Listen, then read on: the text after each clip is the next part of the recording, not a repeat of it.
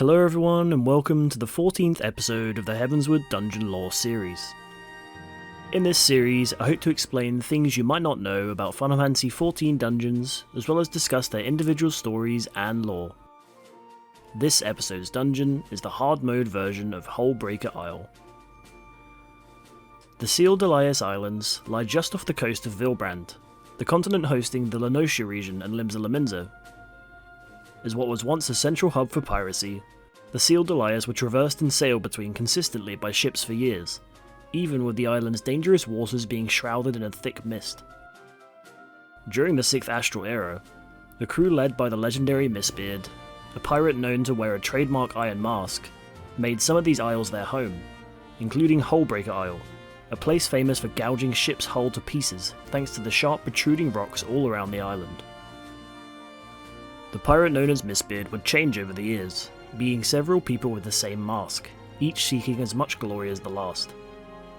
When the final man known to be Mistbeard, Ainzar Slafirsin, decided to give up on the life of a pirate, he presumably purposely crashed his ship, the Har, onto the rocks of the Hullbreaker, hoping to bury the legend as the nation looked to move past piracy as a way of life. After the calamity, the mists around the Sealed Elias changed somewhat, occasionally clearing and revealing many of the lost isles within.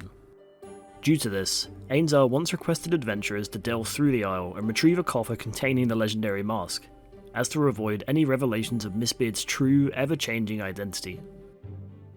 In current times, the Warrior of Light revels in the newfound peace brought on by the end of the Dragonsong War, receiving praise from their allies and watching a recuperating Estinian give up the mantle of the Azure Dragoon.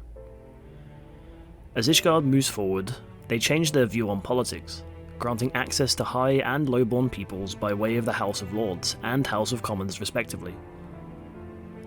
After things settle down and the Warrior of Light is granted a reprieve from their duties of world saving and war ending, we find ourselves speaking with Denston and Limsa Lominsa. Happy to see us, he runs off to fetch Ainzar, who he was recently speaking with, and the Marshal arrives, also happy to meet us once more. He tells us after our assistance with Mistbeard's coffer, he couldn't bear to see the Har pillaged by any pirate willing to make the journey, and so petitioned the Maelstrom to turn the island into a gauntlet for new recruits and veterans alike. He requests that we personally take the challenge to allow the more elite guard to hone their skills to avoid going soft over administrative duties, and Denston asks we rendezvous with him at Morobe Dry Docks to make way to the Isle. We meet him there and he explains that we'll have to make the journey without him, as his recent duties involve keeping an eye on the skies around the Sealed Elias to watch for the extremely heavy mist rolling in. He thanks us for agreeing to the challenge as it will be great for morale in the Maelstrom, and bids us give the Storm Elites a bloody nose, as we prepare to board the boat to the Maelstrom's gauntlet.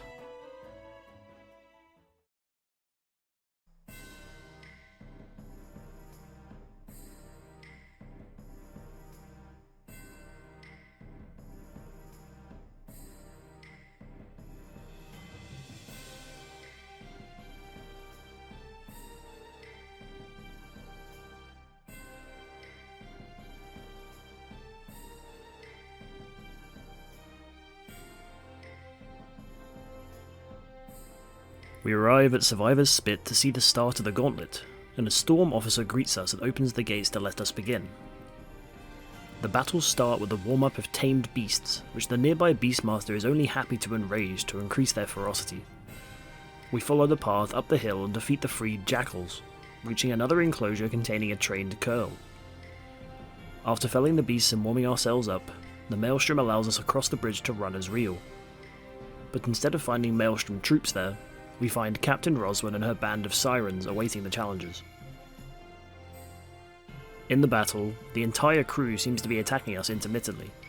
The gunners and Targirls charge the party with axes in hand, while the Lodeswomen use Dead or Alive to try to blast us with their hand cannons.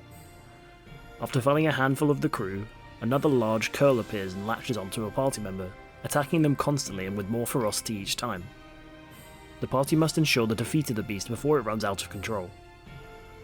Afterwards, Roswin commands her ship to fire upon the arena, bombarding it with cannon fire in every direction.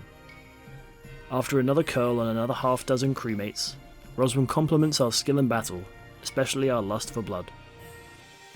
We proceed onwards, fighting through some of the less tamed creatures such as tigers and sasquatches. Proceeding onwards up the hill, the next gate opens and we spot a hole that drops us into the complex caves, where the party is assaulted by some odd slug-like creatures. An eerie wall of slime blocks our path until we defeat the slugs, after which we reach the hidden cache, where Captain Carverlane awaits, revealing a shelled slug waiting for us at our next trial. Ymir attacks the party, with her glowing shell being extremely lightly aspected. Blanket thunder envelops the arena in lightning, and after a time Ymir spits several puddles of slime around the arena. She then casts Megavolt, zapping the party for enormous damage, unless standing in one of the puddles of slime to ground the electricity, avoiding it. After this she sheds her shell temporarily, and leaps for another nearby one made of ice.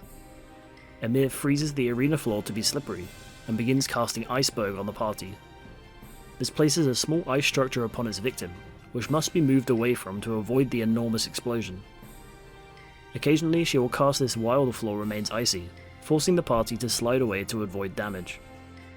After returning to her thunder shell and avoiding more megavolts, the party fells Ymir and Carverlane grumbles about his wasted coin. We make our way out of the rear of the cave to see the Har no longer where it was on our previous visit, now replaced by a Maelstrom command ship.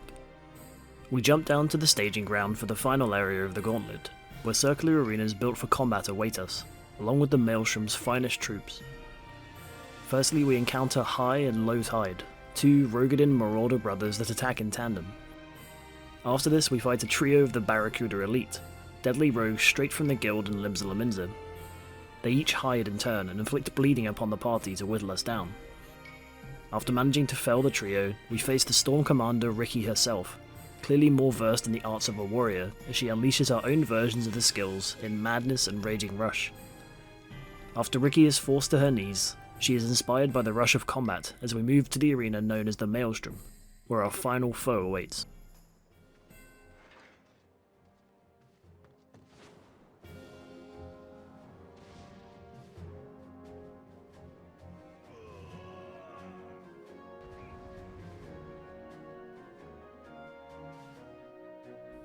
We enter the arena, and from the other side, Ainzar Slafirsin leaps in to face us, roaring and wielding his axe.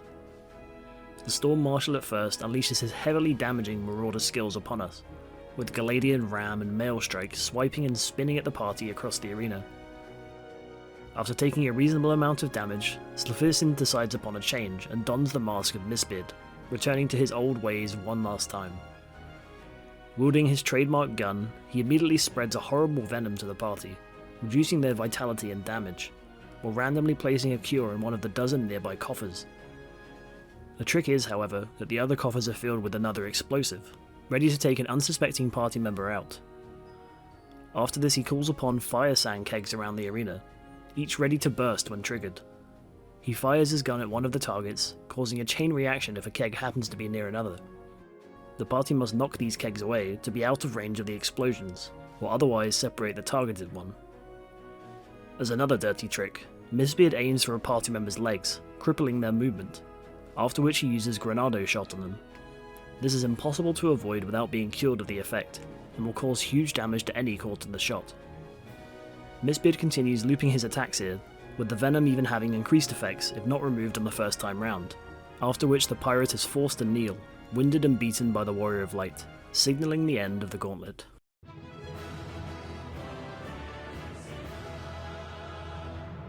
Afterwards, we return to Limsa Lominsa and speak with Denston once more, eager to discover the results of the challenge. Ainzar appears yet again, claiming that the whole of Limsa will know the tales soon enough. The Marshal praises our display, of how we fell beasts and men alike, not to mention the battles of the pirate crews along the way.